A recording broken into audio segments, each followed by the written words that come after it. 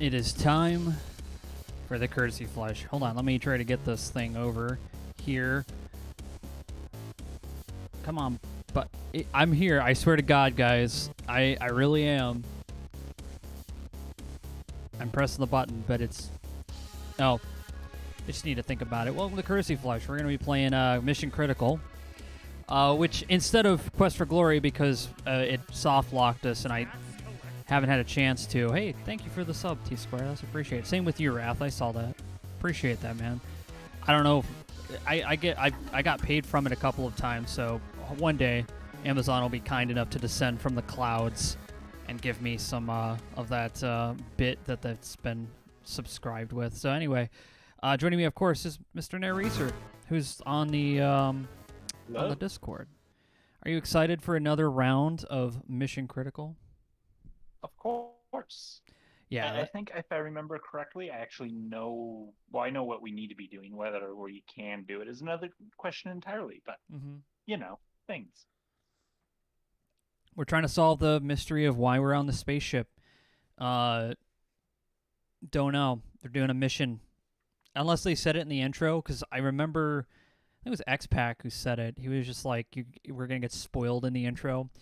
But I must not have been paying attention. All I kept noticing was how uncomfortable Michael Dorn looks sitting in the captain's chair. Like, it was just like the tiniest chair for such a large individual. So I was just like, it's an interesting choice. It's kind of skeletal. Like, yeah. So, like, I don't know. But anyways, let's get back into the game. I'm going to try to load it up on my computer. I loaded it up before the stream started, so that means it's going to crash when we try to launch it. It's just how it works on our stream. Oh, no, it actually works. Well, that's always nice. Let's go watch. Restore. Whoa. That was a Resident Evil background. How'd that happen? Anyway. Yeah, barbecue's a good choice, man. Okay, so we had gotten the engine, reactor running. Mm-hmm. So I think we're done in here. We got it from going critical. So that's nice. Yeah, let's take a look at the engineering console. Unless the game is like... You see, like, it gives us a... Now that the coolant system is back in action, the reactor is operating normally. The local computers will handle the routine monitoring needed from now on. Thank you. Okay. It's good to know. All this fancy computer space age technology. Someone's still got to go in there and turn a lever. When Jeff Bezos crashes his space ship in your yard, he'll probably have a jar of pennies. Yeah, that's the only way. What's that? Oh, it's your torch. Heading torch. Oh, yeah, take that. I don't know when we'll need it, but I'm sure we will. I think I know where we might need it. If you remember, there was the... Yes, it's a door. Can we open the door? Thank you. If you remember, there was that jumbled up section of walkway. Yeah. And I'm wondering if we can cut through that. I mean, it sounds like actually, no, that makes a lot of sense. I mean, as much sense as it is on the spaceship you can possibly have. Is she just going to tell us that things The main computer is down. Voice access to engineering systems only. Has anything changed? The Criticality 1 fault in the primary reactor coolant system has been repaired. Reactor temperatures are returning to normal. Okay. Okay then. Access terminated by user. Hey. That's a win on my book. Hold on. I need to take over for a second to turn this music down. It's competing way too high for everyone's voice. And the same thing. I have to do this in every game. Like, you want your voices and your player to be heard over all of the background ambiance. Okay, sorry. That always bugs me. Okay, so the question is, can we use the elevator now? I'm sure you can. I'm sure now that it's not an emergency. Yeah, look at that. We can go up to the... and get in the turbo lift and go up somewhere... Okay. not dangerous. What was it, floor 3, I think? Or floor 4? was one of those two, I think, was the one with the wrecked passageway.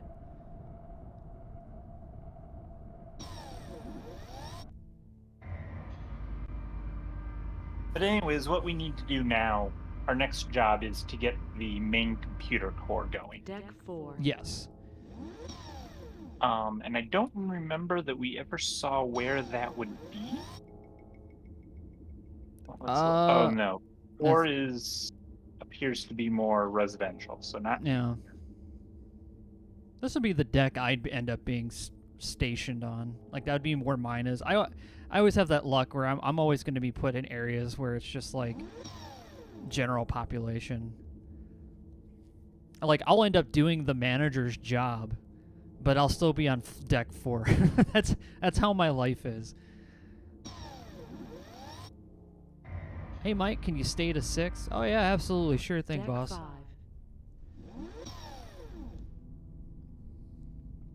Why you click my head? I don't know, Bulk. Why'd I click your head? General population. What are you in prison? Wow, would call me out like that. It's time to ignite.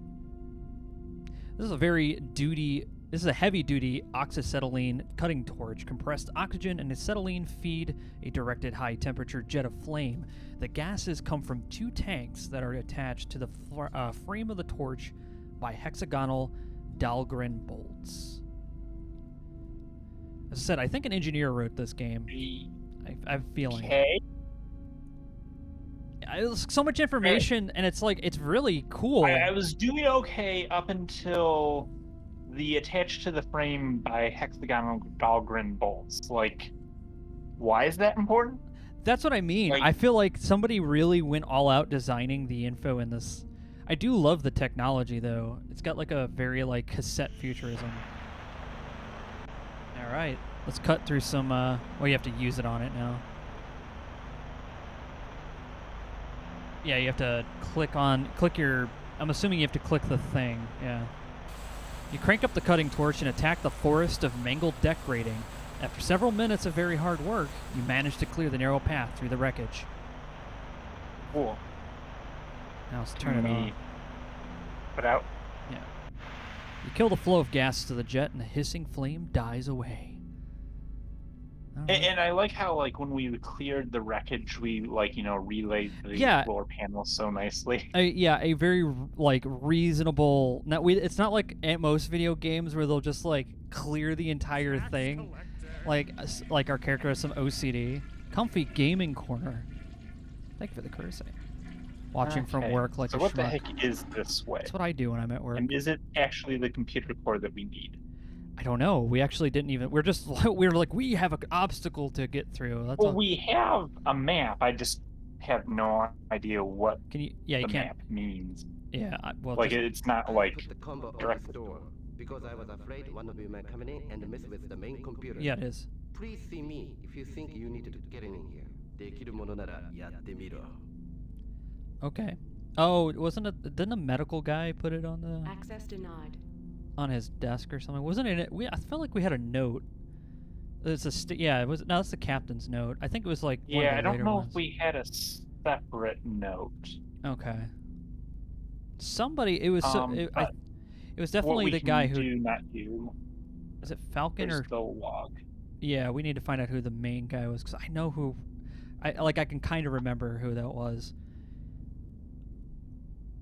Okay. I googled hexagonal Dahlgren bolts and I got government and military contracts and printer parts. Yeah, I'm not surprised. 1, 2, 3, 4. Yes, the access code for the main computer for this spaceship is 1, 2, 3, 4. Wait, are you being serious or are you responding to No, I was somebody just in chat? responding to Ben. Okay. Yeah. Well, I mean, I agree with you. I wouldn't be surprised considering I've seen some pretty bad passwords. I've got some at work where I'm kind of like, for real? All right.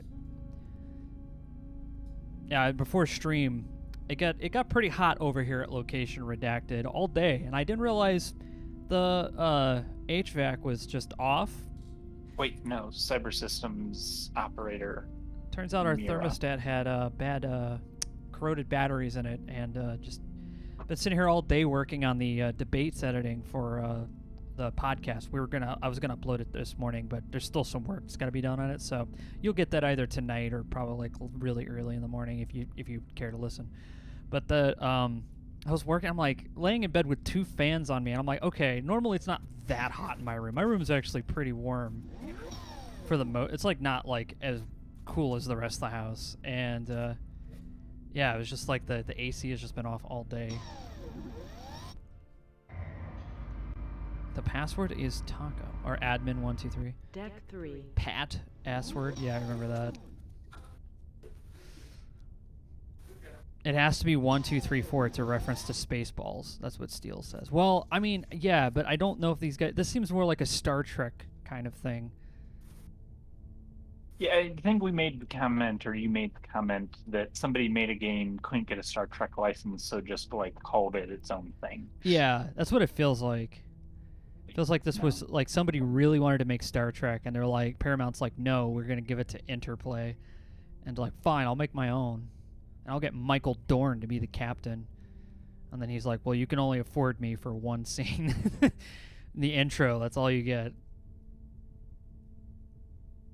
I can appreciate that they got actors to just play, straight on camera. Look in. I had nothing interesting. Well, so this was the guy that did the computer stuff, right? Didn't he have a source code or something? Yeah.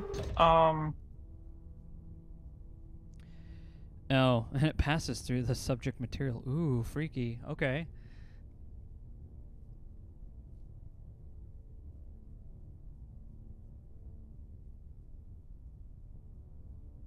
I've been spending editing the debates bulk since, okay.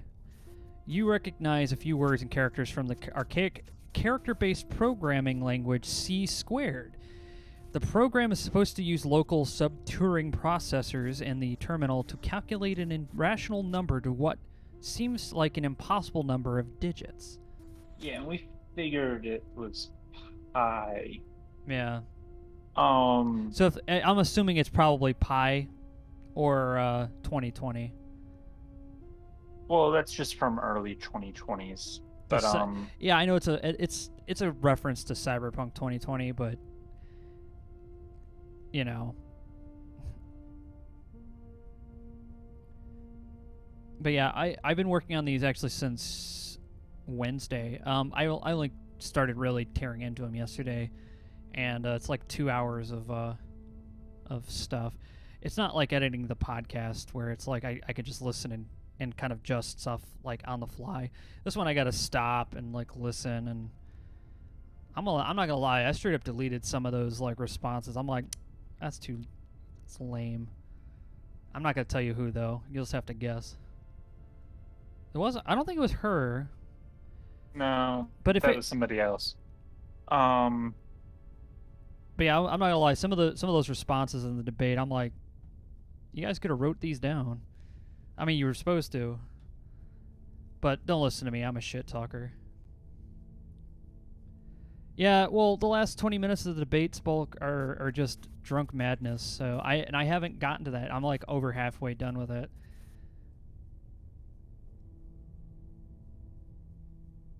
But I'm assuming it has to be like the first 4 digits of pi. Or yeah, like that seems to be making more sense. So I guess let's try that. I was expecting them to like explicitly state somewhere like, oh, it's the pi and or like this is like it start reading off pi, because like I know 314 and I think 1 is the next digit. Maybe. I'm not a. Oh, you know what's funny is you're a math guy, so this should be, Yeah. You're and a math you know what tutor. I do? I use pi as a symbol, Not the and numbers. I never use it in like a calculation as a decimal number. 3141. Yeah, possibly. Yeah, Naresar is actually a math tutor. So it's perfect for games where I guess math comes to play. There's not too many of those. There's like edutainment games that do that, but not too many puzzle games really kind of rely on calculations. It was funny the one time we were playing the Murder Hotel trivia game, Yeah. Jack's Box. Right. That one of the challenges was like, how many math problems can you do in 60 seconds or something? Yeah. You blew us out of the fucking water. Because you literally sit there all day helping people solve math problems. So yeah, 3141. Okay.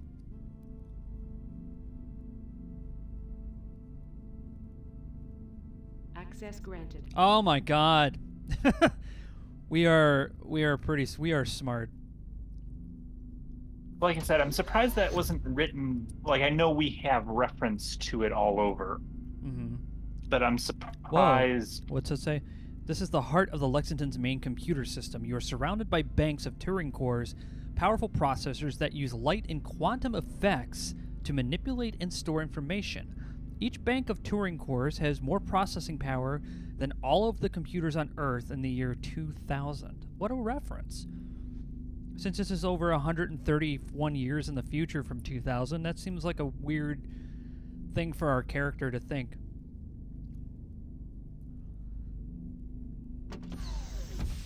Cyber systems.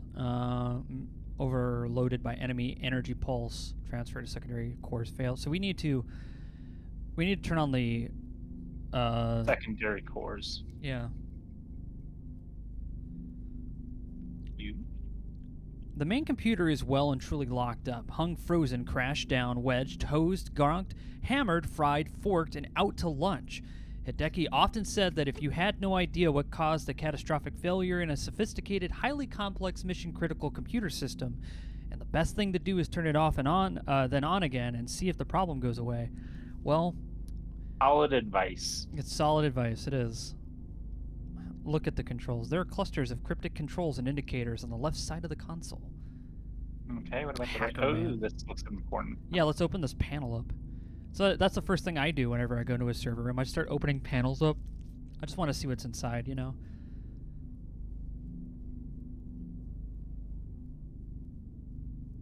A row of rocker switches is set into a panel just under a collection of blinking red and white lights.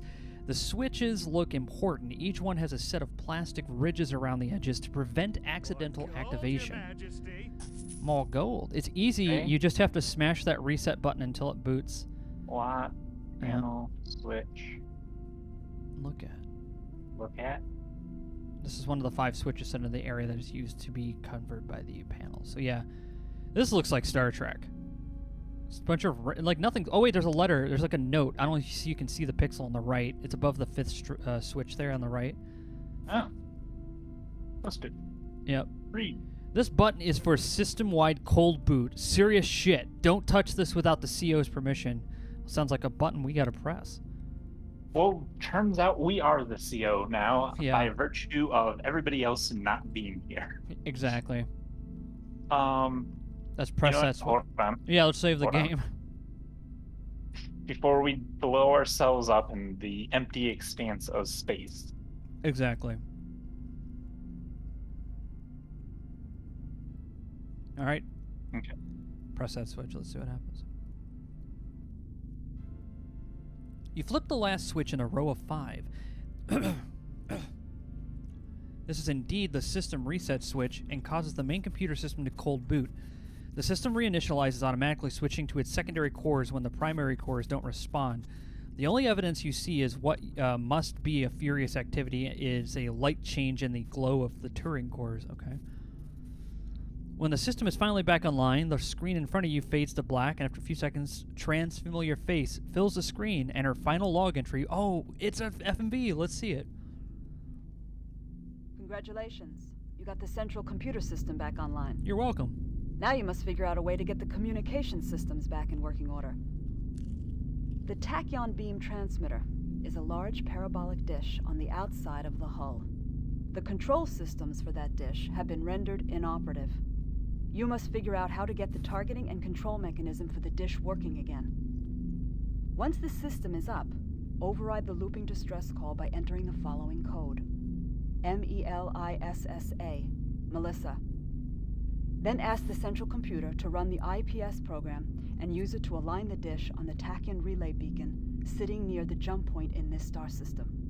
Okay. You will have to establish a relay connection through a web of jump points to reach any bases or ships. You will need to talk to the Alliance base on Erebus. They will explain the Lexington's mission and can help you finish that mission in real time. I've done everything I can. Good luck. Tran out. Oh, okay. Oh, hey, look, we got it. Okay. Was she in Babylon 5? Probably.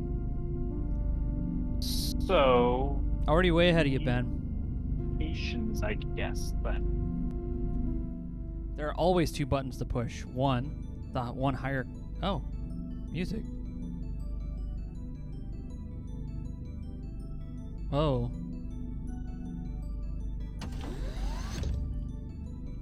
I'm glad that the ship has a soundtrack.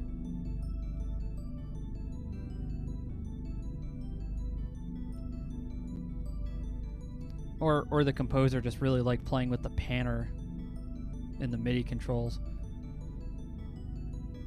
You know, the only option that's available for this game in terms of music was the MT32, the Roland MT32. We're running this off of Munt, which is an MT32 emulator. Because in the last episode of this, we didn't have music at all. I just assumed it was like, you know, I figured it was just atmosphere. And then I looked it up, and apparently, it's the only option they have. So that's science. Yeah. The one higher command never tells you to push without permission, Oh, no. and then the big red one. Of course you press the button. I think that was on floor 2. Or deck 2. That was on our first starting floor.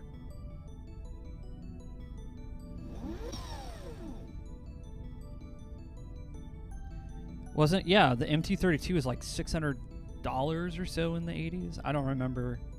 But yeah, it's expensive now. What the hell are we talking about? I mean, Deck 2. okay. I got an MT32. Well, it's called the CM32LN, which is third generation MT32. It's just simple. Somebody just had it up there for $200, and I was like, okay, well that's the cheapest MT32 that I've seen, so I'm gonna grab it. It's technically another entirely different Roland thing, but it has MT32 in it, so close enough, right? Because I remember before LGR made his MIDI mountain video, which was really entertaining. Like, I could find MT32s, but I just never really thought of like buying one. I was like, I don't really think. And then I started realizing like the emulated stuff doesn't really work all that great. I mean, Munt does a great fucking job, don't get me wrong, but it has its problems. Like, it's never going to be that great at it. So I was like, all right, I'll go get one. Oh, the original version of Mission Critical has General MIDI and OPL3 support. Okay, so this version from GOG does not. What, you don't have a 3080? Yeah, I know. Oh, you remember that Tran said something about establishing a link to Erebus through the web of tab beacons stationed at the jump points around the stars. If IPS will allow you to select and link up with the tab beacons by clicking on icons displayed on a stylized map screen. Okay. Okay. Diagnostics, I'm guessing. So we need to figure out how to get it back up and running. Transceiver tracking control system affected module. So EC 2001 and EC 2010 module is defective. So we need those two. Let me write those. Now, we know what they are, 2001 and 2010. Those modules. It's probably behind that. I'm going to assume it's probably behind that panel. The middle wall. Status panels. If I was to guess, I don't really know.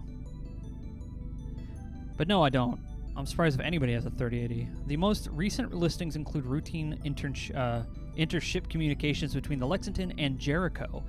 downloads of bulletins and low-priority traffic from the Tab 010 Tachyon Relay Beacon in a series of long exchanges with the Alliance base on Erebus routed through a Tab beacon orbiting the star 70 of Fuji.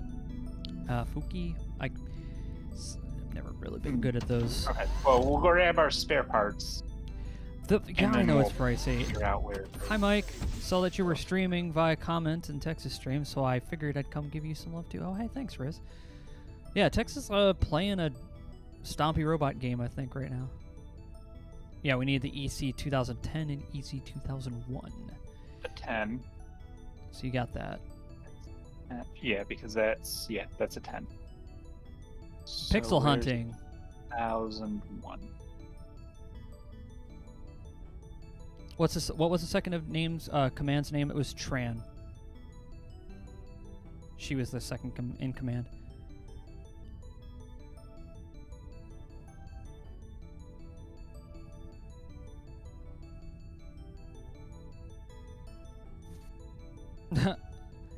I just. Yeah, look, there's an EC 19. Oh, there it is. 2001. You passed it. I did? Go down to the left. Right there. Ah! With a handwritten Cool. note, you take the... Oh, some fucker. What does it say? Yo, the... what does that say? The Krakatoa, whatever, was busted through the flight between Saturn and Gaia or Gazer. I took that last EC 2001 so we could watch the latest holo video on the final log on the trip out. Mark. Thanks, Mark. Who's Mark? We gotta hunt this fucker down. What? No, wait, that was a holo. So that's in the mess hall. Remember they broke the VR system or whatever? Okay. If not, we'll have to go track down this room. Karaoke-tron, thank you. Hold on. Offie-Uchi.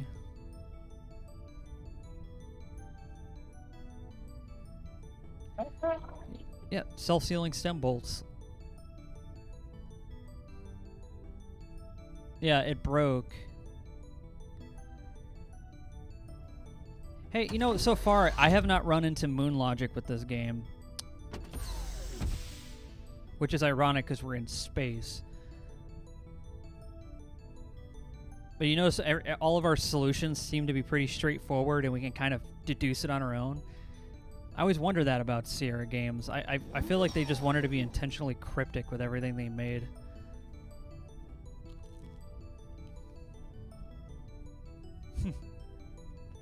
Mark's likely out in space as radiated vapor.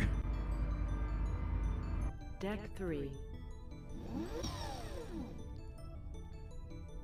And yes. Mark makes me think about the coworkers that sign out the laptops to watch porn fun stuff. Wow. Yeah. That always weirds me out because I'm like, why? Your IT people have to... They're going to see it. They even tell you we can see it. It's like nobody believes them. The Karaoke-tron. Okay, so we need to find whatever...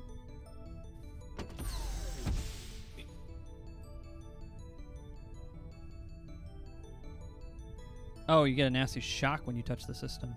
So it needs to be turned Okay. off. Use. Whoa.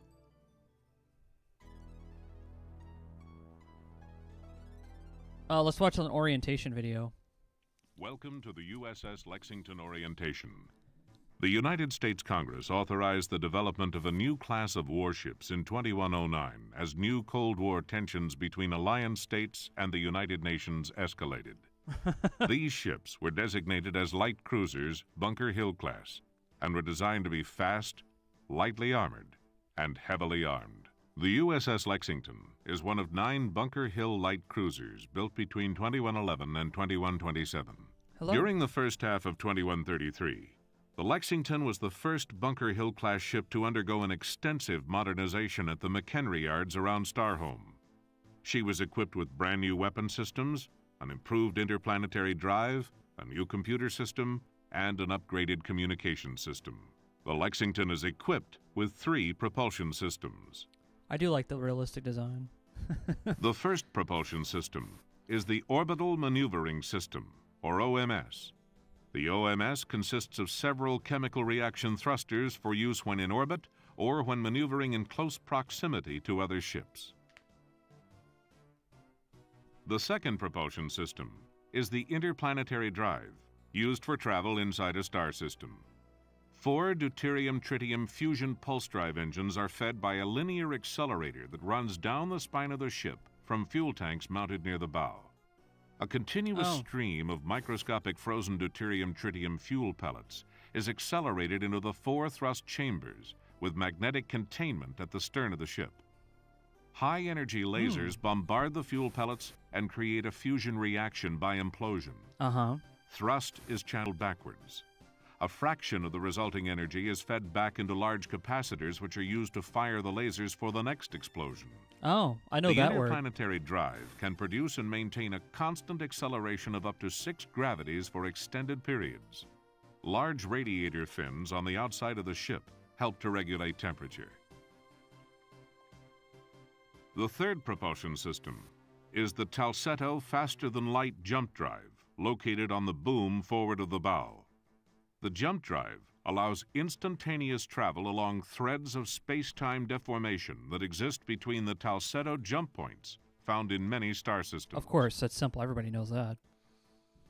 A conventional liquid-cooled nuclear reactor mounted forward of the engineering compartments of the ship is used to charge the capacitors for the ignition of the fusion engines. We can warp and space-time. provide power for the linear accelerator, Got our nuclear life reactor. support, and all of the ship's electrical systems. Yeah, I agree. The Lexington's principal weapons system is a complement of 18 Lockheed Martin RC-09 Basilisk multi-mission autonomous strike craft, I love it. also known as battle drones. Up to 9 of the 18 drones can be active at one time. The drones are deployed using rotary launchers mounted in 3 weapons bays. These bays are arrayed in an equilateral triangle around the core of the ship. Each drone is capable of carrying several types of ordnance mounted on standard hardpoints on the dorsal and ventral surfaces. Nuke Drone reactors. weapons include anti-ship missiles, torpedoes, particle beam guns, railgun cannons, and lasers. A Basilisk drone with a full combat ordnance load is capable of accelerating at 100 gravities. Wow, that's a lot of gravities.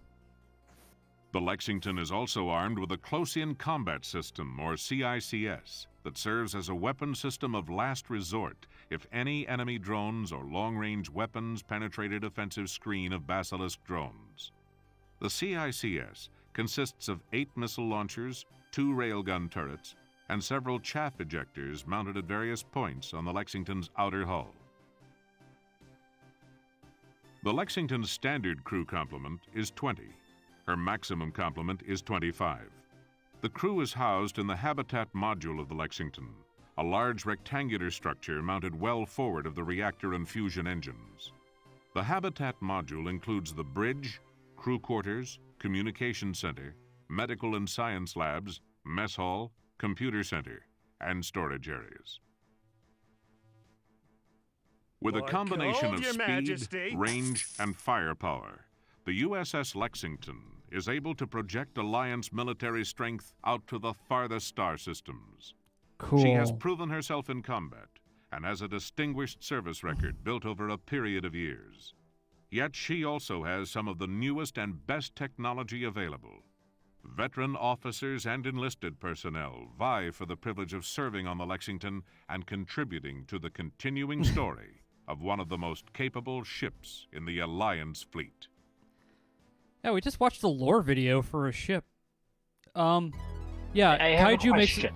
Yeah, I know. Kaiju makes a good point. The fuel tanks on the outer hull of a lightly armored ship sounds like a great idea. That wasn't the question, but that is also a very good point. Yeah. The faster than... Well, actually, no, I have 2 questions. First, the faster than light drive seems to have a flaw in that it only mentions it can go between these beacons. But how do you get a beacon to a place in the first place? They probably ship them out early, like they shoot them out and then they just wait.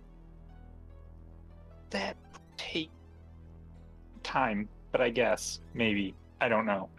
Unless the beacons can be fired faster than light, because there is theoretical research being done on like microchips that we can fire into space that do that, or cameras or something to that effect, that gets close to the speed of light. So something like that.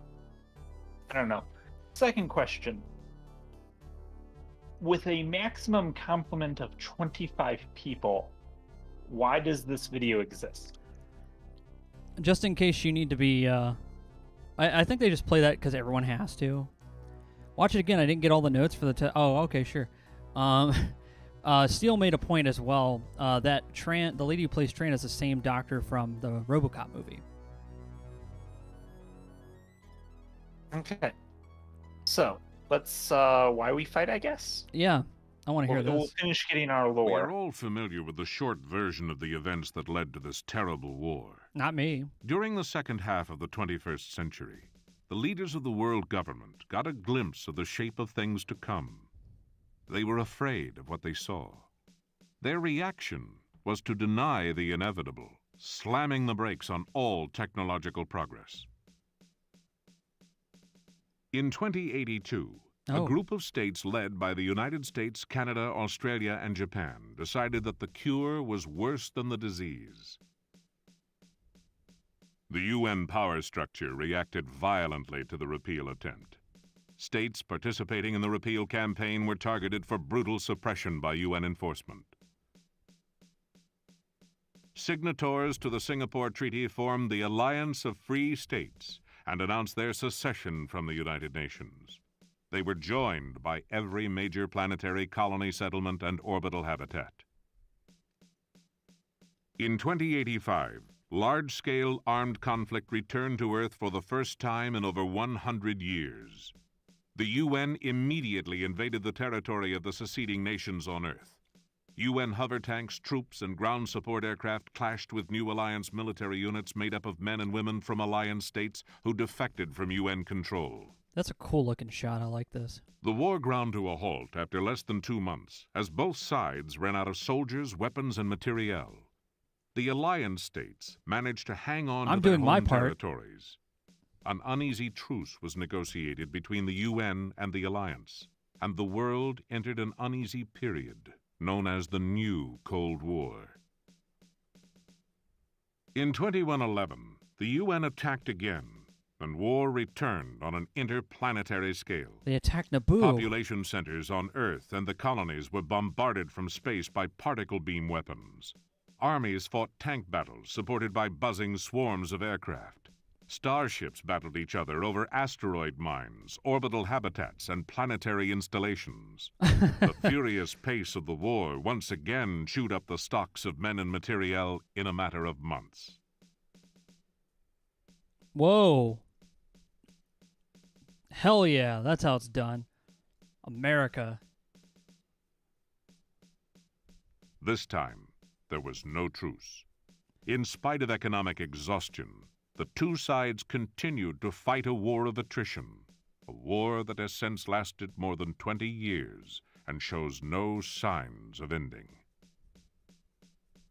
The war has continued despite the price paid by both sides because all of the combatants are convinced that they are on the right side. The UN firmly believes that unchecked technological development will kill off the human race. The alliance states are just as firm in their convictions that death is better than life without freedom and without forward progress. Oh. Wow. They attacked, and then they stopped attacking, and then they attacked again, and the war continued. Yeah, pretty much. Yeah, that narrator is very much Starship Troopers. I love it. Okay. Now we gotta turn the machine off. The Sony Matsushita. Okay. Yeah, no, it's like they killed off, ran out of soldiers in 2 months. That's some attrition. Yeah. I want. More gold, Your Majesty. They can't kill themselves with advanced technology if we kill them with advanced technology first. Somebody took our EC 2001 and put it in this stupid machine, and we're gonna get it back, damn it.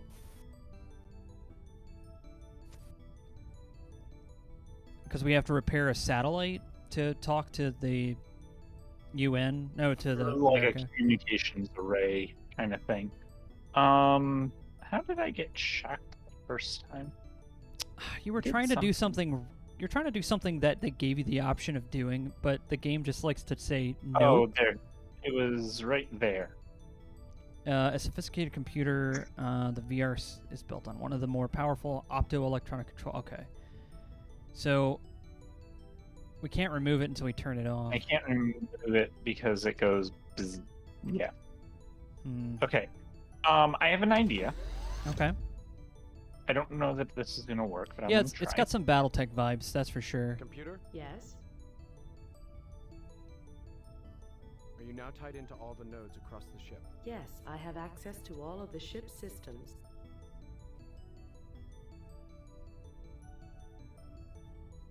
Do we have a general inquiry? General Yeah. inquiry. Ask away.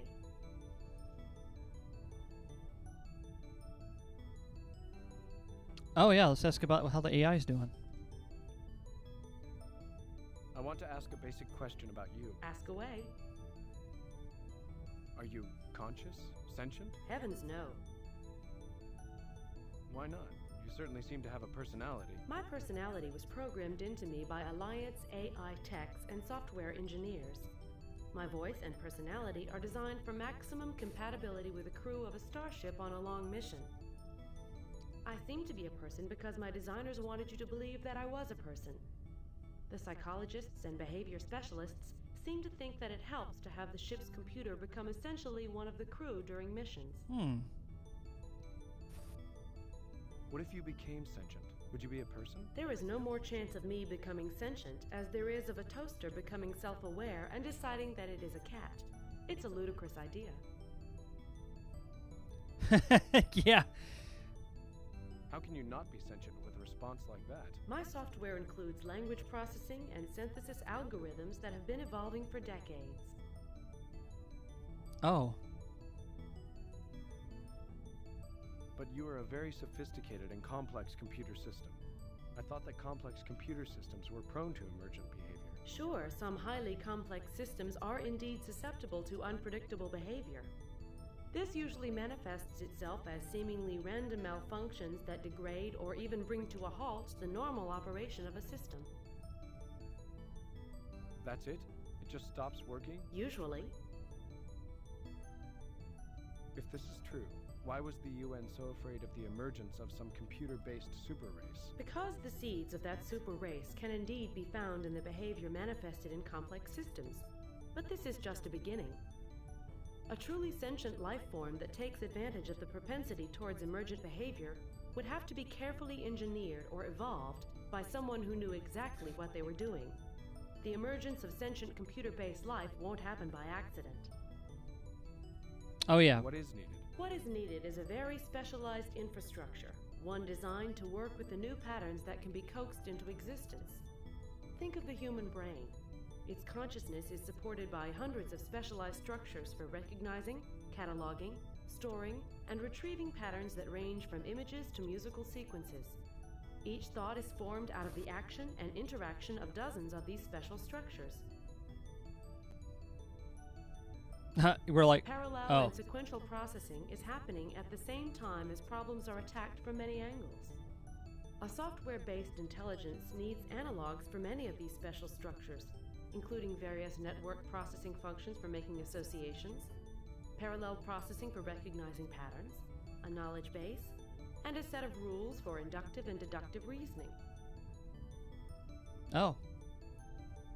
It also would help to have a set of specialized data stores, each one optimized for a specific function.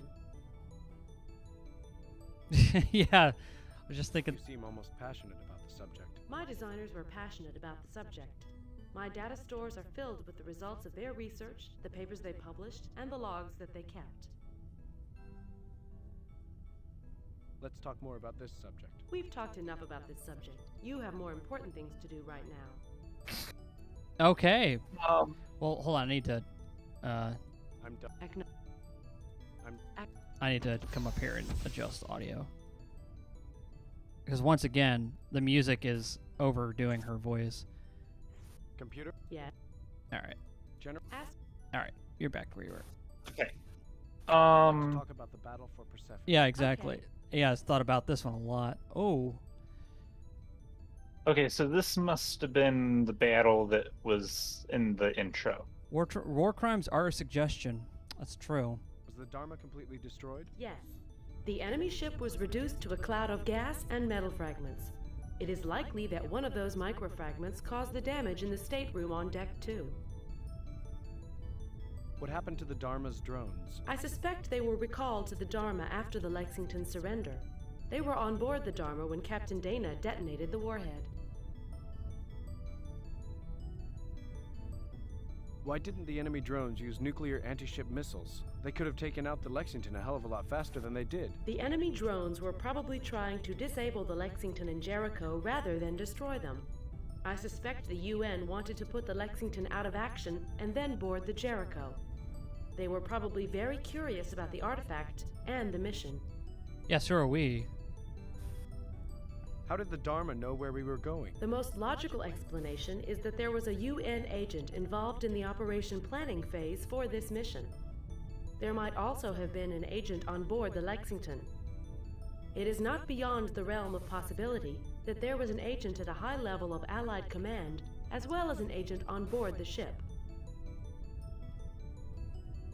Did everyone in both crews go over in the shuttles as planned? Everyone but you.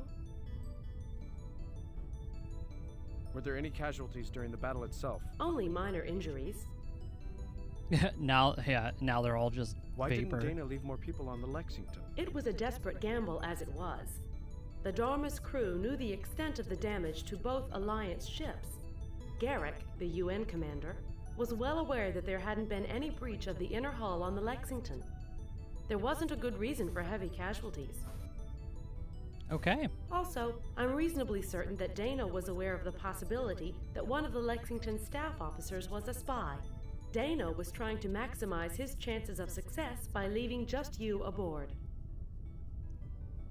Why me? He knew you weren't a UN agent. He also believed in your unconventional approach to problem solving. He made a high-level, special request for your assignment to the crew shortly before the Lexington was scheduled to depart. I'm sure there were other reasons that I'm not qualified to speculate about, given my limited capabilities. Yeah, how does he know that I don't work for Why the do you UN? think he suspected a spy? For the same reasons I do. Look at the facts. Yeah, you don't seem very limited to me. You don't seem very limited to me. You flatter me. The odds are very much against me. You're doing pretty well, Lieutenant. I'm done. Acknowledged. Yeah, let's check out the... General inquiry. Oh, the Jericho now. Let's talk about the Jericho and the planetary lander. Okay. Okay. What is the status of the Jericho? The Jericho suffered minor damage during the battle. The Lexington was the primary target for the attacking enemy drones. How can I get the Ariadne over to the Lexington? Use the TCS in the comm center to establish a link with the Jericho. Enter the code name Jacob's Ladder when the Jericho's system demands authentication. Jacob's Ladder is the automated launch program for the planetary lander. The Jericho's systems will resume the launch preparations that were aborted when the UN drones attacked. The launch protocols can be carried out through remote operation, including the initialization of a computer-based autopilot on the lander that can be used to steer the lander over to the Lexington. Can I do anything else with the Jericho systems? What do you have in mind?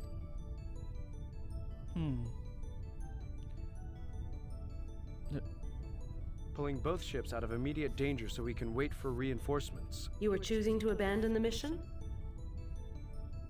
No. No. Okay. Never mind. Okay. Okay. Well. I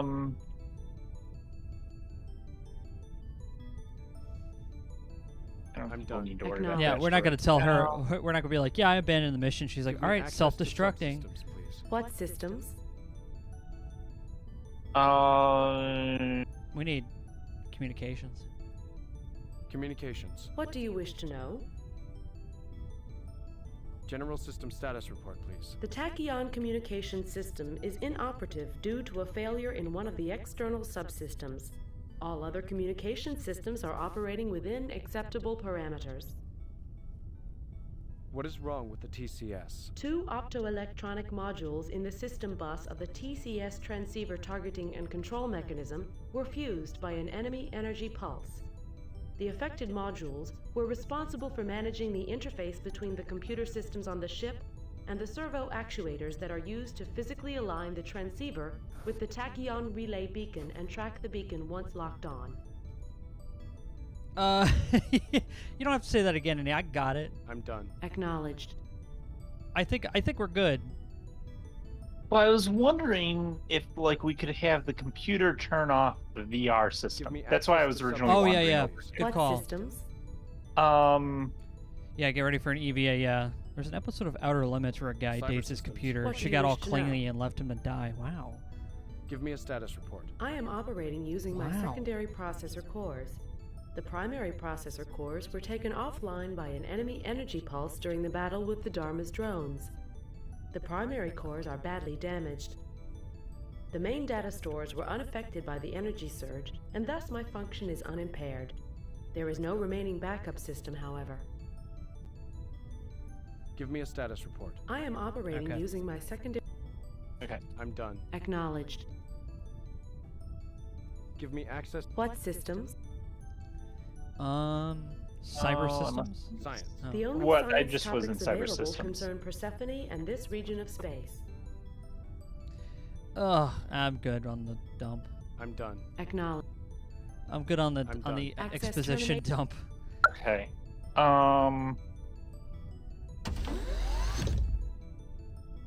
What else do we have? Scanner? What does scanner do? Narang explained the function of this device during one of the slow days on the trip out. The microscanner is essentially a field microscope. If activated while being held near an object, the microscanner uses reflection from the emitted beam to construct a highly magnified false color image of the surface of the object being scanned.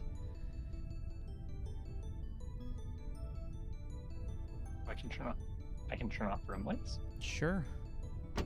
Lights will dim automatically if you want to use the VR system. Well, why give me the option? Let me see something for a sec. Okay, go. Sorry, it's starting to get on my nerves. It's like, no. It's fine to be in the background, but that's getting much. Yeah, if that part's outside, we're gonna have to go out there. Well, I mean, eventually, but we need to get the part first, which we think is in here. Unless. Well, what's the note say? Oh, wait. Oh.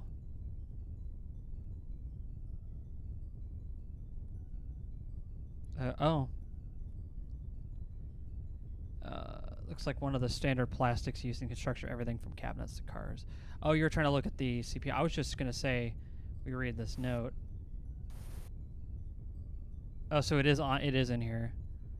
I think. Yeah, the I mean, that karaoke, makes more the sense. karaoketron. That's what we're. At. Yeah. Yeah. So you were trying to do So I was trying to look at the CPU. CPU, or like look at the thing to see, like, oh, was there like something I could do to wait. Oh, you yank on one of the power cables, nothing happens. You pull it on it again, this time even harder. Something gives with the pop near the main sphere of the VR system. The red beam connecting the CPU to the metal arm dies. It appears you have disabled the VR system. Oh my god, all we do is unplug it. Oh, good lord. And I wouldn't have never noticed. Yeah, we were just randomly Um, clicking. Okay. I was just like moving around and it's like, oh, power and data cables. Really, Wait, that seems important. this game really likes its pixel hunting. Okay. Oops, no, wait, stop. Remove. You There we delicately go. plucked the CPU from the middle sphere. Now we have to open it up. Okay.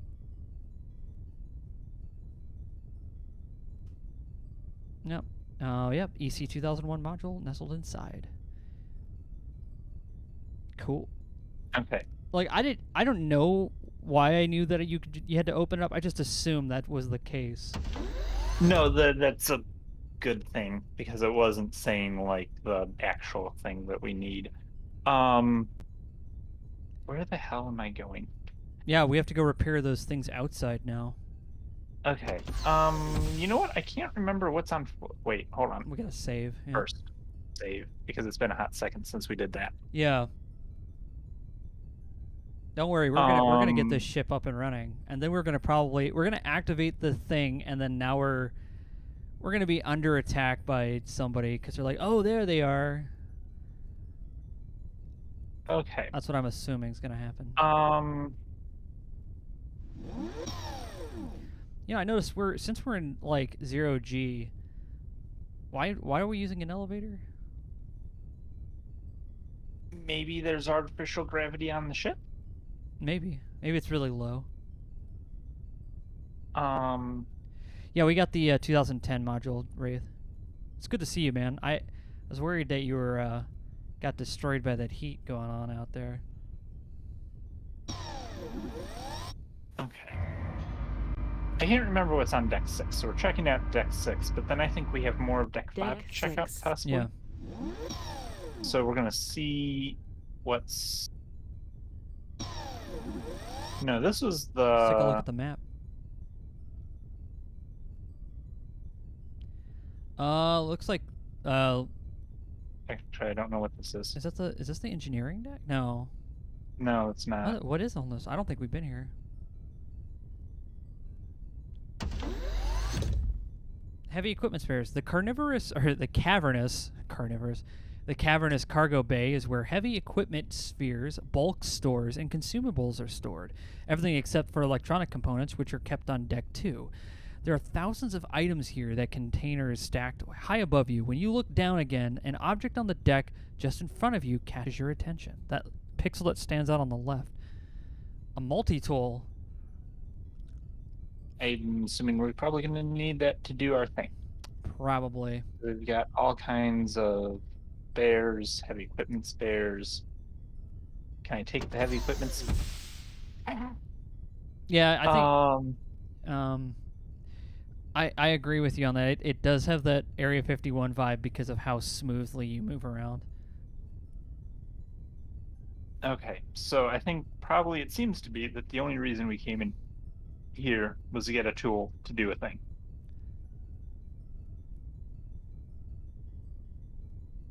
Try coaxing the computer to help you search through the thousands of containers. The computer quite properly informs you that you have better things to do. There's nothing you can do here right now. Okay, fine. Be that way. So literally, What's it's down just the door DM number like, 2? there's nothing in this room. You're facing the controls for the shuttle bay doors and the outer door on the control room. Okay, so this must be the area where we can do our EVA. There's no shuttle here. Because they took it. Right. There's a lander on the Jericho. I wouldn't open it because that would suck all the stuff out there. Or is it pressurized? Yeah, let's pressurize. Oh, it's already pressurized.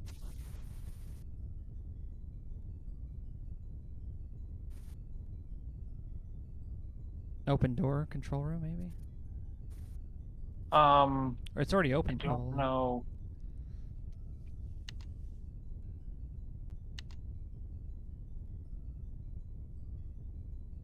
Oh. Oh, closed door. Oh, it was pressurized. So if we close door... Close the door, you're getting all the heat out. And we can pressurize.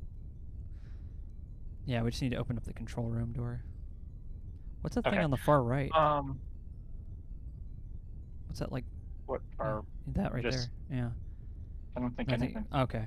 I didn't think it was like. You never know. I guess you open the door to the control room. That's an outer door. Oh, there's That's suit, suit locker. Yeah. Get that Vacuum suit. Put on. You would have it work if you. Oh my God! Why give us the Why option? game? Why give us the do this option to us? and then say you have to be holding it in order to put it on? Take the helmet too, since you want to be like that.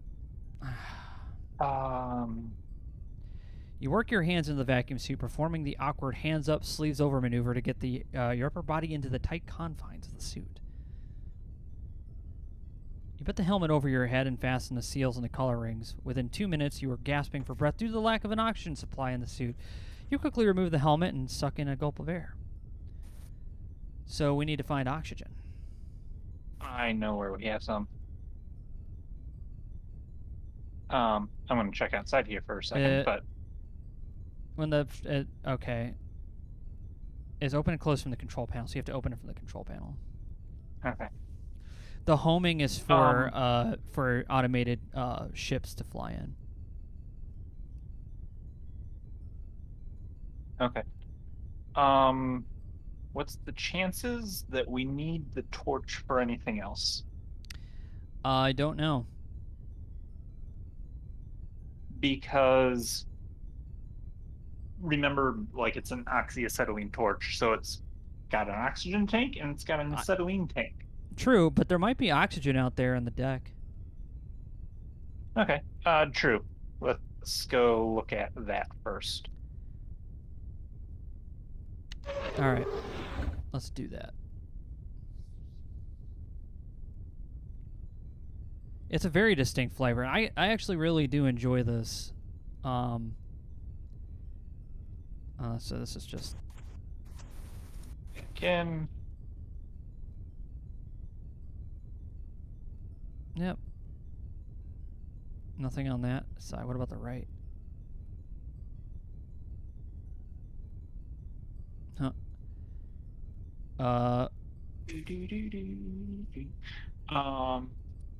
Yeah, so go forward and then turn left when that gives you a chance.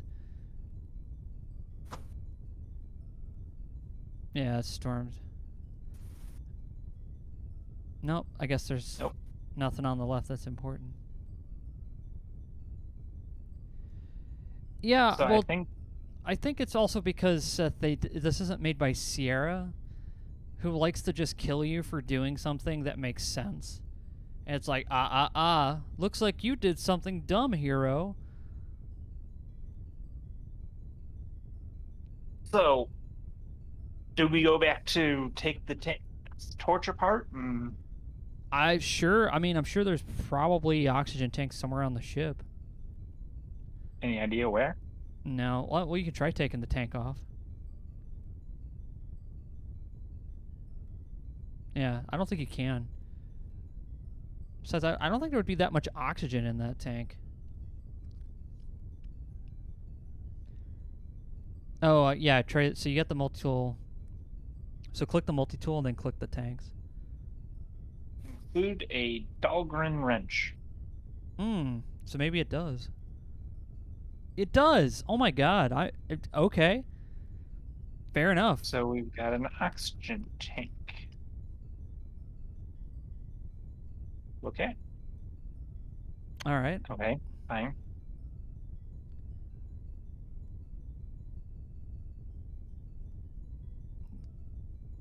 Then you put it on the suit, I guess. Or the helmet.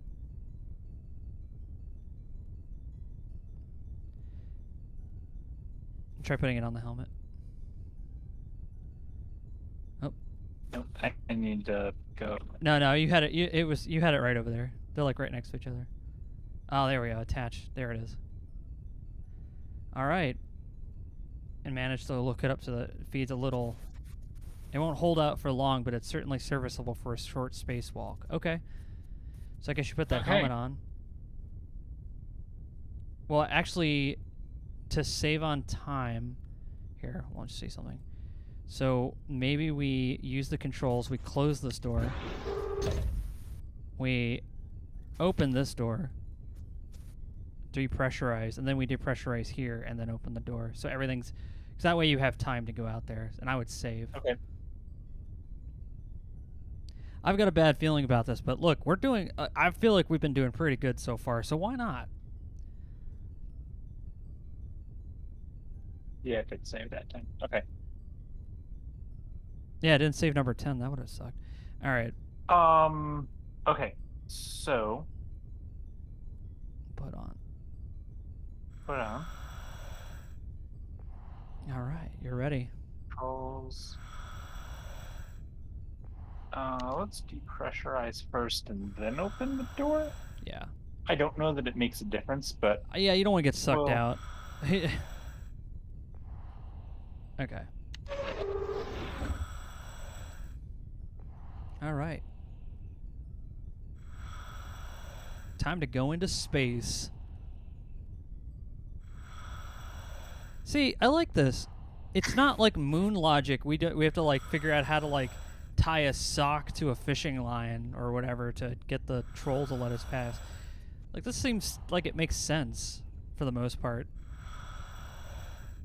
yeah, and it's like, although we were making fun of it, like they told us about the wrench, like the Yeah. um, Is that the radiator fin? radiator fin. It's the outer hull. We just gotta find it. What's that red thing? Nothing. Okay.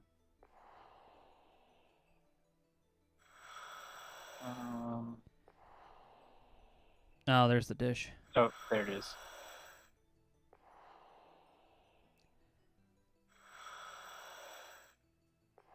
There's Bear forward. Did you make sure your tether was secure? Who needs tethers? We're in the future. This isn't your grandpa's spacewalk, all right?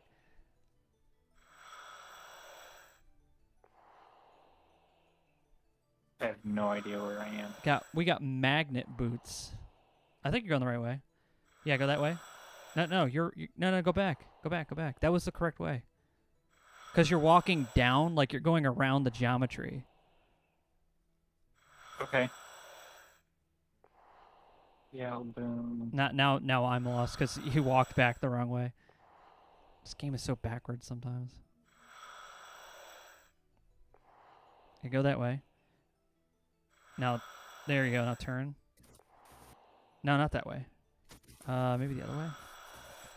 Yeah, so there's the dish. So go to your right.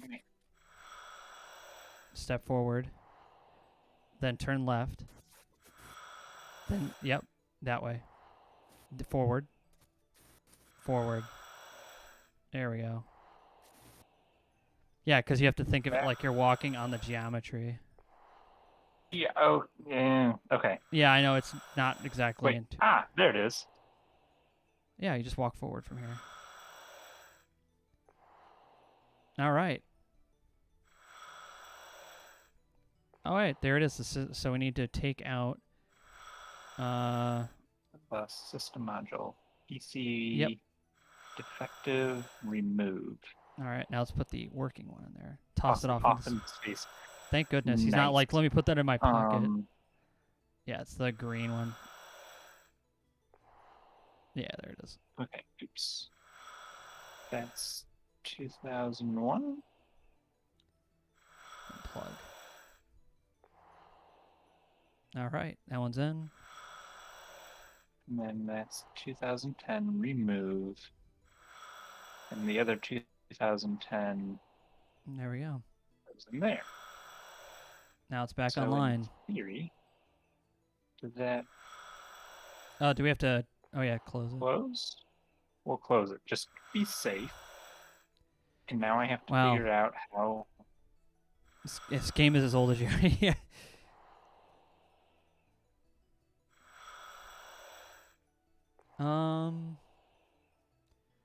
Because that's where we need to yeah. be. Walk that way, then left. Yeah.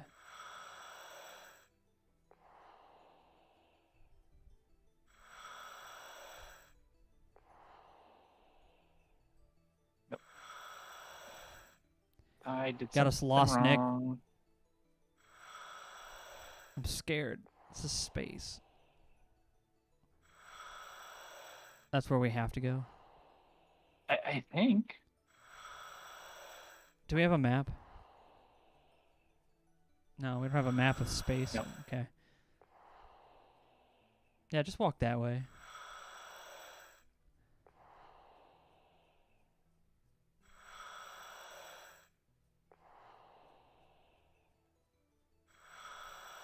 You're just gonna keep walking in directions, hoping you just run into the answer. I mean, kind of. What about the other way? Ah, there you go. Ah, there we go. Sweet.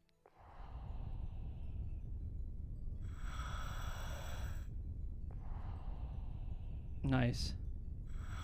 Let's get this acetylene torch oxygen back off of us.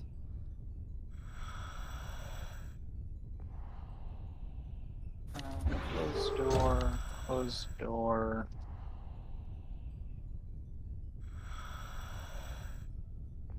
Pressurize. Pressurize. Well, there we go.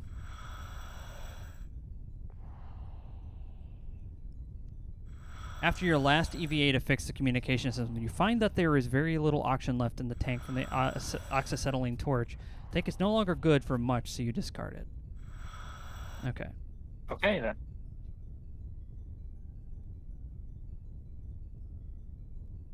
No. You clicked on something else. Oh, he already has Okay, it off. so that's not on anymore. Yeah. And... Okay. Yeah, click the... Oops. Nope, I did that. Read wrong. Remove the vac suit. Okay. All right. Okay, so... Now let's save. Let's save. Let's now save that and never do that finished again. Getting... Just, yeah, take a nice long run and jump. Exactly. Is this where the Borg attack you? Probably. This is probably exactly when the Borg would attack. When you get the ship back up and running after all that hard work. Yeah, now we just gotta go back up to deck 2. We might need it for something or find another oxygen tank. Yeah, I was thinking the same thing. Have a good night, Point Man. All right. And we go back up to deck 2 and, nope. That's not what I wanted to click.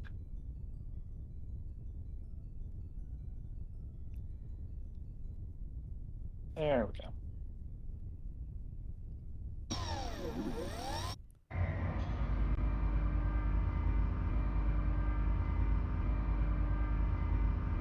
Deck 2.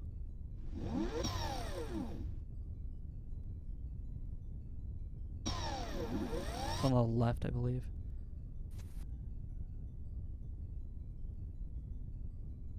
Yeah. Yeah, I went the wrong way. Oh yeah.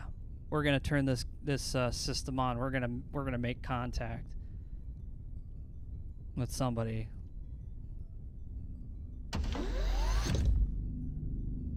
Okay. Let's use these TCS controls. All right, do some diagnostics. System status is nominal. All right. Okay. Let's establish that relay. Let's select the target. Did she say?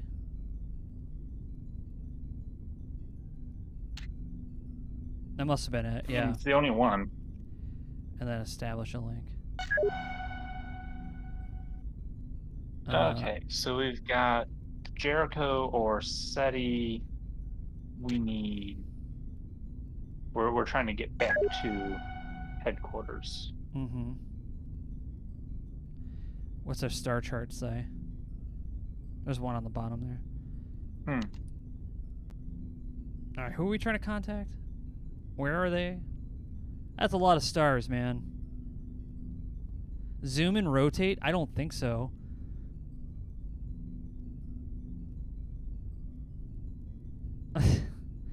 So who are we trying to? Is it that 13 SETI? What's that one up there that's highlighted in green on the top? Yeah, because we're at 70. That must be us. That's us. Right? Okay.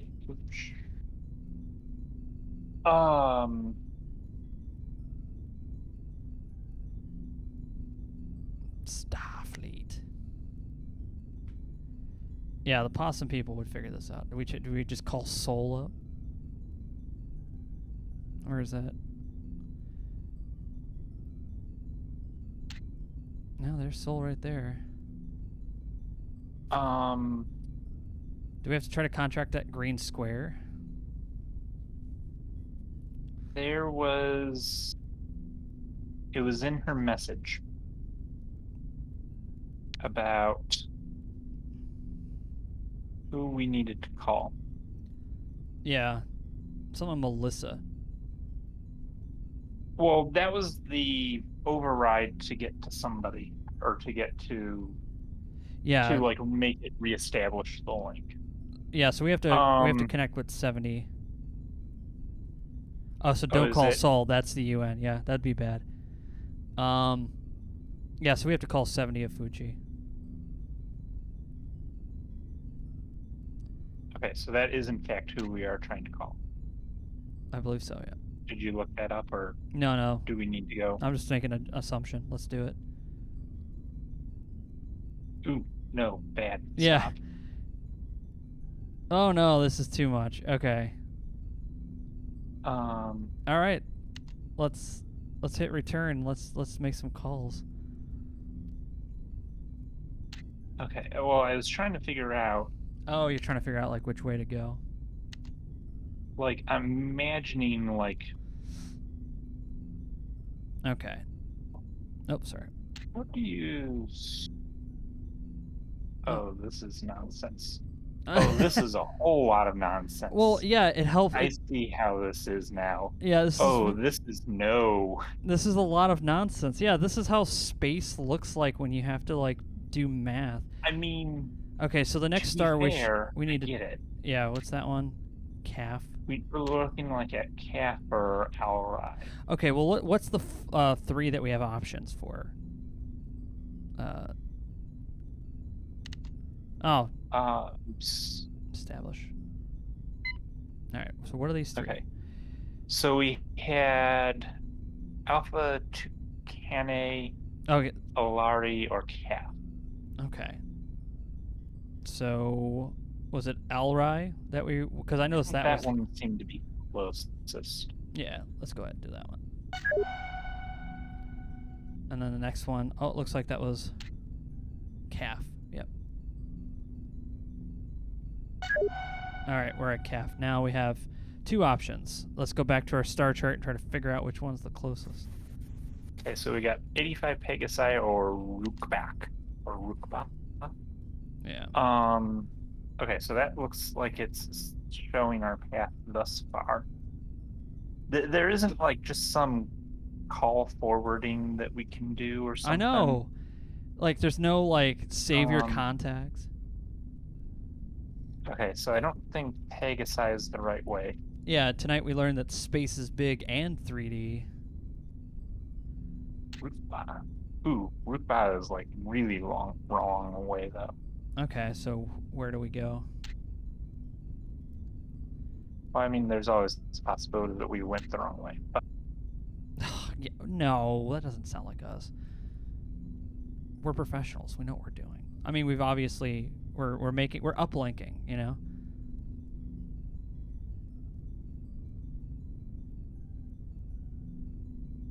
Yeah, we're going the right way. So the next one would be Pegasi. I mean, it's the only one that makes sense, I think. Yeah. Okay.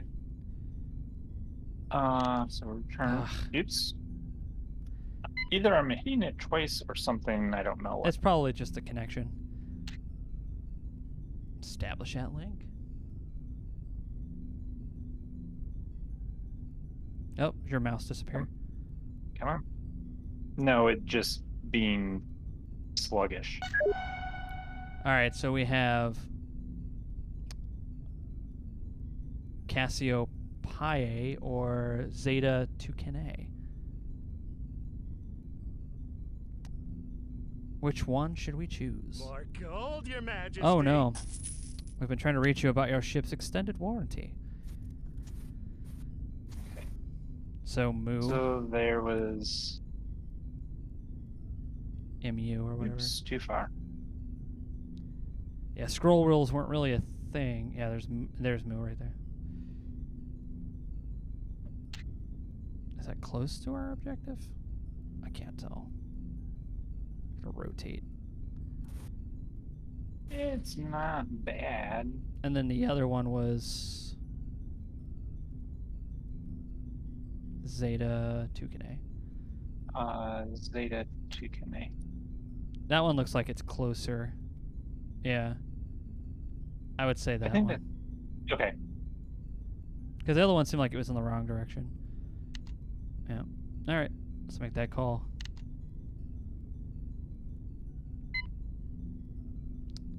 Alright, here we So go. We decided Zeta Tucanae. Mm-hmm.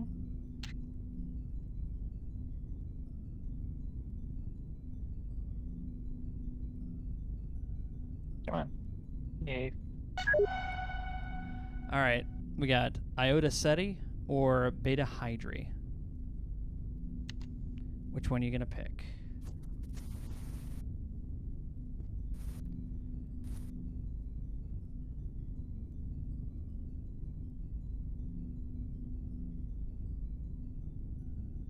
Yeah, Beta Hydri. It was Beta what? Hydri? Yeah. Beta Hydri. Alright, rotate that a little bit. That seems like it's like right next to it. No, That's- it's like right next to where we're at. What's the other one? Yeah. Iota. Seti. Was it? Oh yeah, Seven? that it would have to be that one because that's actually progress. Yeah, the other one's like Yeah, right next okay. to us.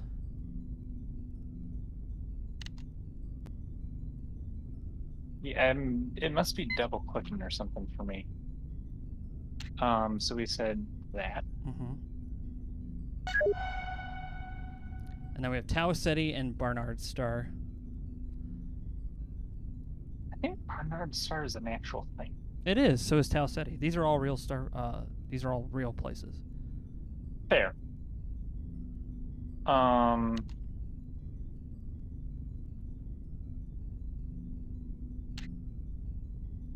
How far is that? We have to rotate, I guess.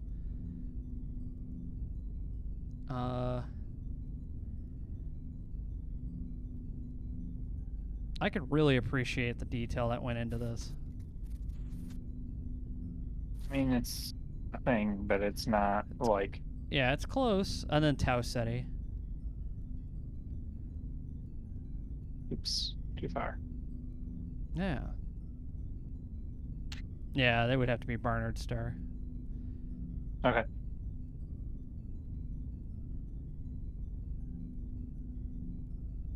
Mm, 1 second. I wonder if something.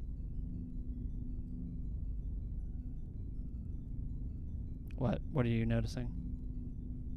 No, I was wondering if there was a different way of what I'm doing that would work better. Nope, it just does. Okay. Yeah, I know it's the closest neighbors, but like we don't really have a whole lot of options. Like all the other options take us really far away. Okay, so it's Barnard Star. Mm-hmm.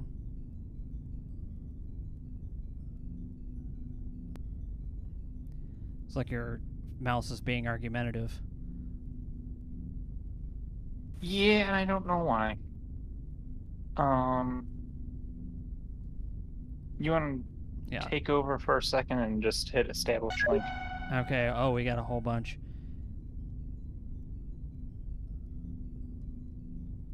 We got a whole bunch. So we've got Wolf 359, UV Mhm. SETI, Yep. Von Bisbroek Star, and Epsilon Indy. Mm-hmm. Well, All right. yeah, I'm gonna let you do this for a second. Okay. So I guess go ahead and hit Star Chart. All right. How did you rotate it? Oh, I see. You can use WA or the arrow keys rather. I guess was what I was using. Well, Wolf 359 I that know kinda is gives you- really close to Soul. That's really close to us as well. UV SETI. It's there. Van Bezobrek star. Oh, that's like almost close. That's almost like right next to it. Well, let's go with that one. Yeah. Yeah, it's not you. That's just the system. Okay. So that would be... And then 70, Ofuji. Hey. And then the Erebus colony. Yes. All right. And 1 second before we hit anything, I'm going to do us a favor, and I'm going to take a picture of our relay path in case the game crashes. Okay. And then Bullish link. I'm going to main menu, then we transmit over link. Transmit over link. Okay, Admiral Charles Decker. All right. Begin transmission. This is Admiral Charles Decker. Stand by for authentication of your Jasmine transmission. Authentication is Alpha Niner 0, Niner Tango 4, 8 Hotel Sierra.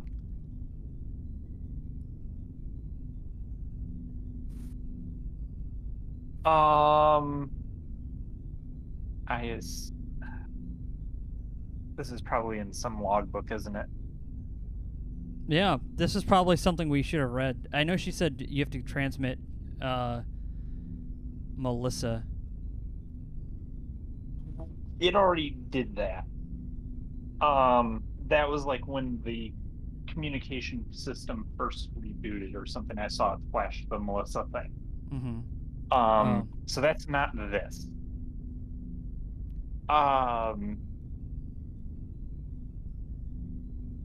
gonna go with who are you? I'm in charge of the Alliance base on Erebus.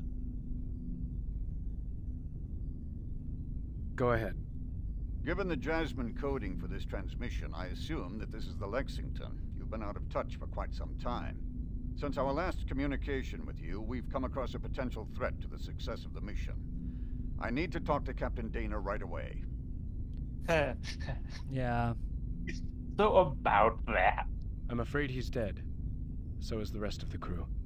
I'll fill you in on what's happened. Hell, Lieutenant. The situation couldn't be much worse. Okay. At least the Dharma was destroyed and the Lexington is back in action. There is a chance that I can continue the mission. Well, Dana did the only thing he could have. Some hope is better than none. But this isn't even a long shot. You have no idea what you're up against. No. Well, tell me over this no totally idea. secure No. connection. I think the best thing you can do is take the Lexington out to a safe place, perhaps a few 100,000 kilometers away from Persephone, and wait for reinforcements.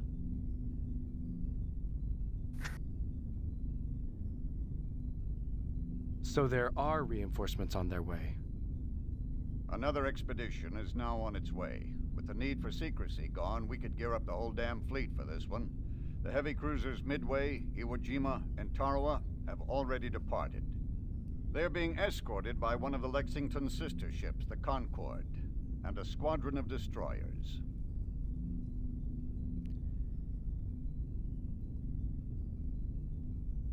I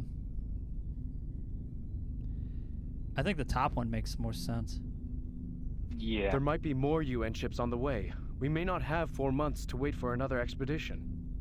Well, Lieutenant, that's just the problem. We know for a fact that there are more UN ships on their way. A battle group of frigates, destroyers, maybe even a cruiser or two. They could show up any time now. Okay. Yeah, how do I counter the threat? How do I counter the threat? You can't, really. You have half the normal complement of active battle drones. The Lexington has sustained serious damage. You have no combat experience. There are no other crew members to help you with weapons control, damage control, navigation, engineering, or anything else. Need I go on?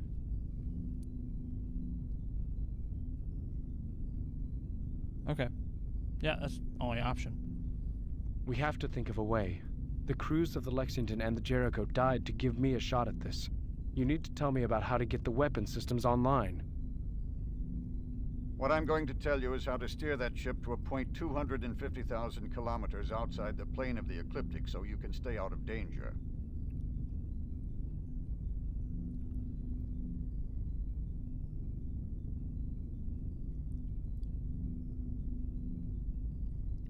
Yeah. That's a nice way to put it. With all due respect, sir, I'm afraid I can't do that. I am giving you a direct order to take the Lexington out of danger.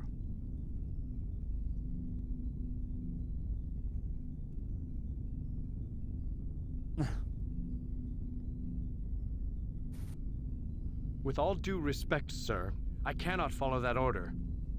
You'll do what I tell you, Lieutenant.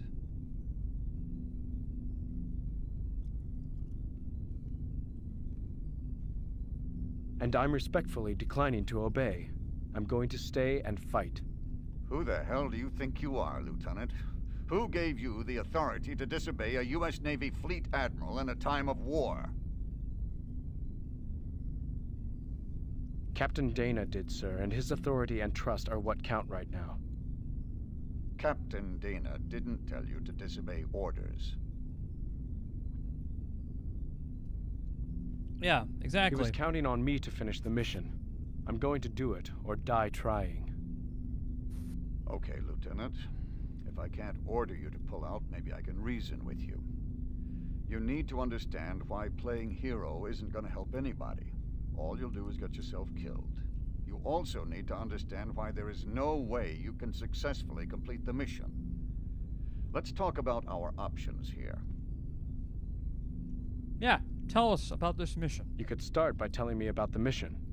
18 months ago, one of our unmanned IX probes was mapping new jump points around the star Omicron Eridani.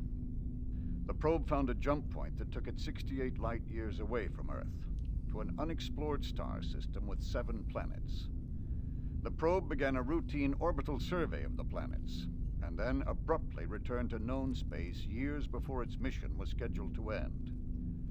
When the probe got within range of a tachyon relay beacon, it sent home a series of burst transmissions describing an anomaly under the surface of the 6th planet. The probe scanners had found a huge metal structure that could only be the result of intelligent construction. Now, the Alliance was keenly aware of the implications. This discovery was strong evidence for the existence of alien intelligence. The potential existed for finding advanced technology or a spacefaring alien civilization at the site. The results could tilt the balance of power in the war with the UN. Preparations for an expedition to the mysterious planet, now called Persephone, were started in the utmost secrecy. Finally, 4 months ago, the Lexington and the USS Jericho departed for Persephone from the Eisenhower orbital docks around Titan. The only people on the 2 ships who knew the true nature of the mission were Captain Dana, Captain McCain, and Lieutenant Commander Tran. You said 2 people, and then he named 3. I didn't mishear him, right? I thought he said 2 and then named 3, and I was just going to chalk it up to I misheard something. Yeah.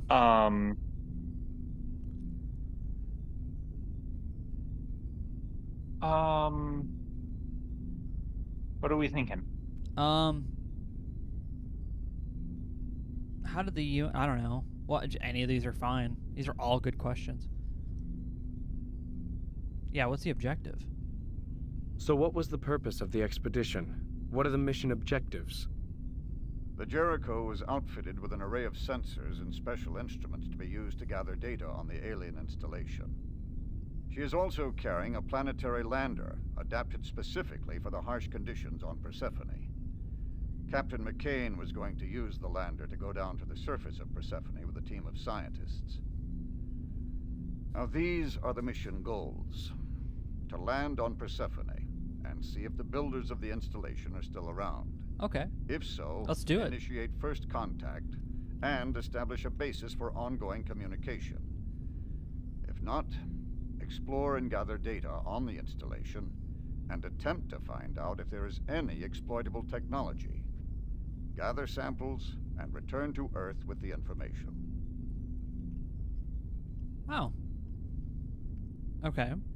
Let us ask all the Why questions. the Lexington? The Lexington was the logical choice as an escort for a number of reasons. She was a combat-tested ship, with perhaps the finest captain and crew in the fleet. She's one of the fastest ships we have. She had also been outfitted with an experimental new weapons control system.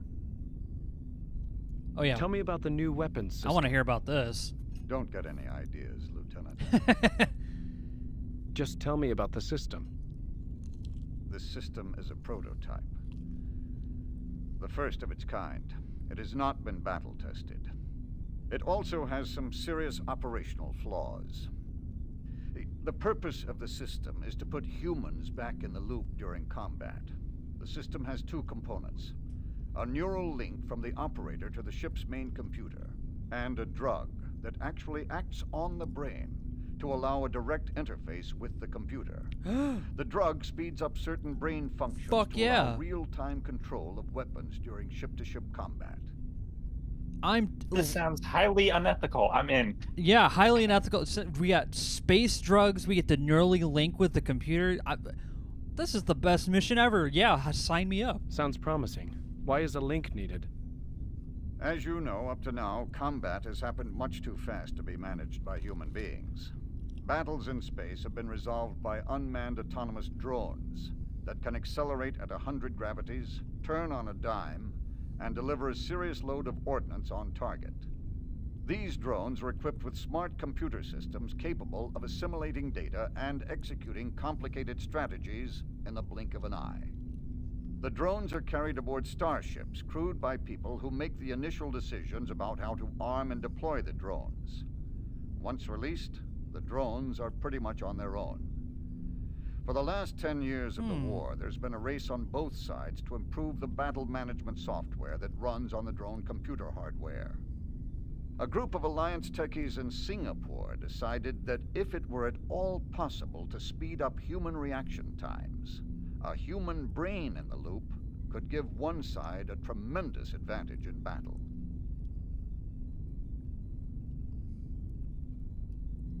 You would have to speed up thought processing and reaction times by orders of magnitude. More gold, You're Your correct, Majesty. Yeah. The solution was a drug called Hype.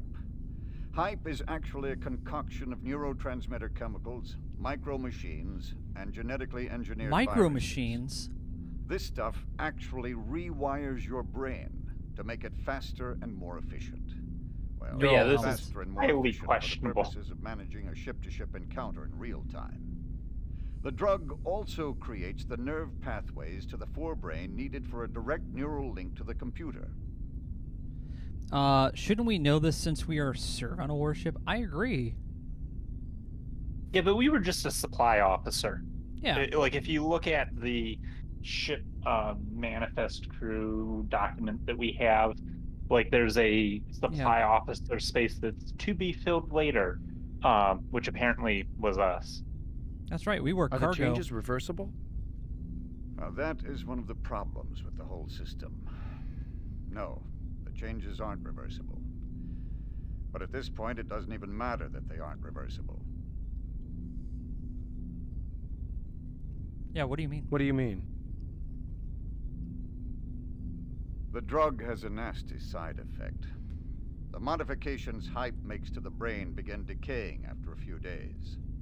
The results include loss of faculties, hallucinations, wild emotional swings, dementia, and finally, inevitably, death.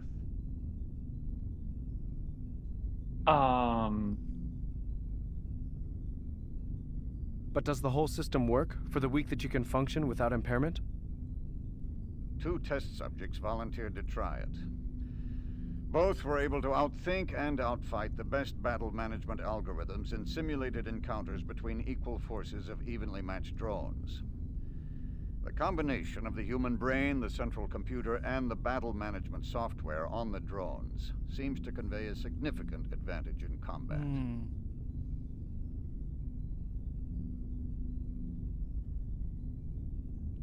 Fielding a prototype sounds like a desperate measure. As you know, the war isn't really going our way. At some point, we realized that we might have to deploy the hype system, even though it is still an early prototype. We knew we would have to begin recruiting volunteers to operate the system in battle, over the objections of many principal naval officers. I didn't know the war was going badly. What's happening? The conflict has turned into a war of attrition. The UN has more resources and more production capacity than we do. They can outproduce us 10 to 1.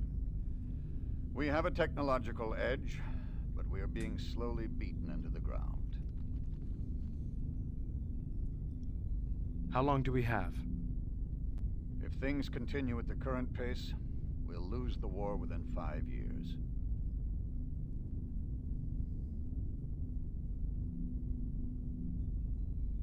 Are there any other Alliance ships equipped with the hype system? There are no other Hype. Alliance ships equipped with the hype system. Does the UN have an equivalent weapon course not. system? The UN doesn't have anything like the hype system. The new weapon system sounds like the answer to my problem. If it really provides such a significant advantage, I can take the UN commanders by surprise. They won't even be expecting a fight. Don't even think of it.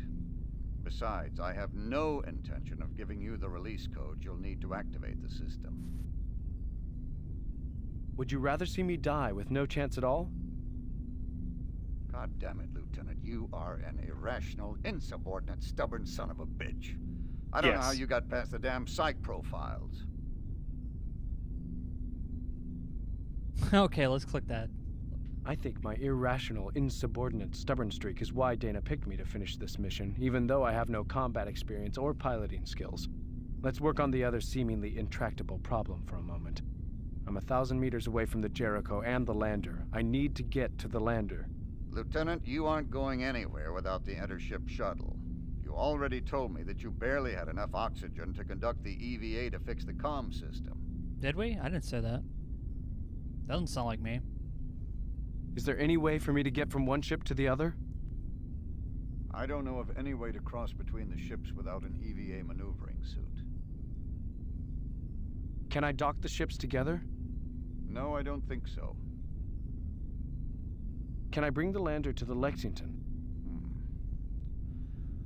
Well, if the Jericho's computer was slave to that of the Lexington's, you might be able to jack into the lander's onboard computer and deploy it remotely.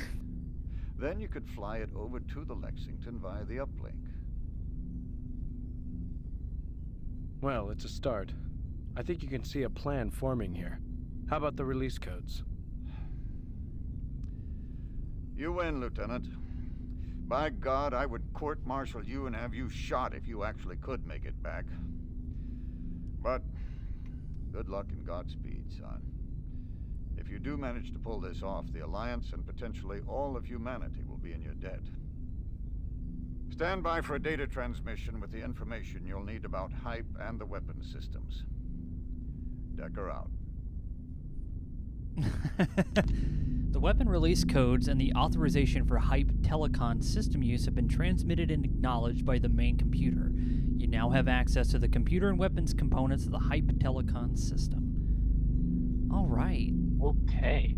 Yeah, this is we've made some serious progress. Yeah. Hold on one sec. I need to check something here. Check my thing. Yeah, I think this is a good time to stop. This is a good place. Okay. We made some good progress. So yeah, that was Mission Critical. We did a thing. Yeah, just start typing, yeah.